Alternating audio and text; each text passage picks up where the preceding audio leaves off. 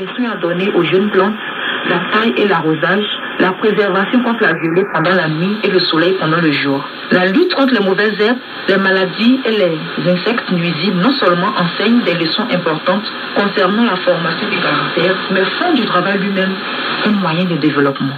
Lorsqu'on cultive l'application, la patience, l'attention et l'obéissance aux lois naturelles, on obtient une éducation d'une très haute importance. Le contact permanent avec le mystère de la vie et la beauté de la nature aussi bien que la tendresse nécessaire pour prendre soin de ces objets merveilleux de la création affermissent l'intelligence et affinent le caractère. Dieu est prêt à instruire et à enseigner. Celui qui a appris à Adam et à Ève en Éden la manière d'entretenir le jardin est disposé à instruire les hommes d'aujourd'hui. La sagesse est à la disposition de quiconque manie la charrue, jette la sémence et dispose les plants.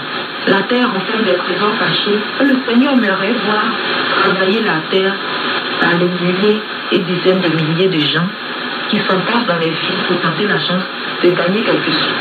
Ceux qui établissent leur famille à la campagne la préservent d'un grand nombre de tentations. Les enfants qui vivent avec des parents aimants et craignant Dieu, ils sont d'ailleurs beaucoup mieux placés pour recevoir les enseignements du grand maître, qui est la source de toute sagesse. Ils bénéficient ainsi d'une occasion nettement plus favorable d'acquérir une formation qui les prépare au royaume des cieux. Le plan de Dieu pour Israël. Par leur désobéissance, Adam et Ève avaient perdu l'Éden.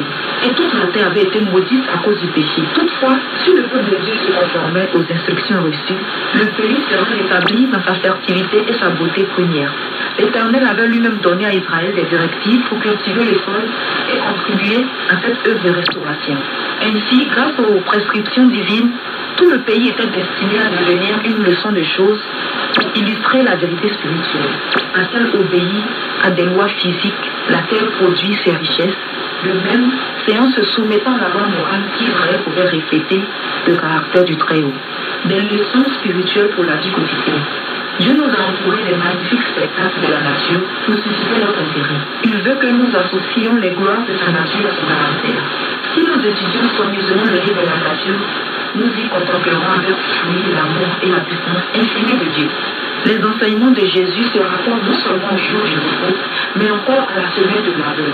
Dans les travaux de semence, de labourage et de moisson, il nous apprend à voir l'image de l'œuvre de la grâce dans nos cœurs. Il veut dire que nous fassions une application utile des vérités de la vie dans les moindres actes de la vie. Si nous agissons ainsi, nos occupations journalières n'absorberont pas notre attention au point de nous faire oublier le Seigneur. Constamment, elles nous rappelleront notre Créateur et notre Rédempteur. Semblable à un fils d'or, la pensée de Dieu courra tout au travers de nos occupations domestiques. Sa gloire restaurera de nouveaux courants sur la nature entière. Nous connaîtrons de mieux en mieux la vérité céleste et nous nous rapprocherons toujours plus de la pureté divine. Notre émission pour aujourd'hui s'arrête ici. Merci de nous avoir suivis et retrouvons-nous une prochaine fois pour un autre thème. À bientôt.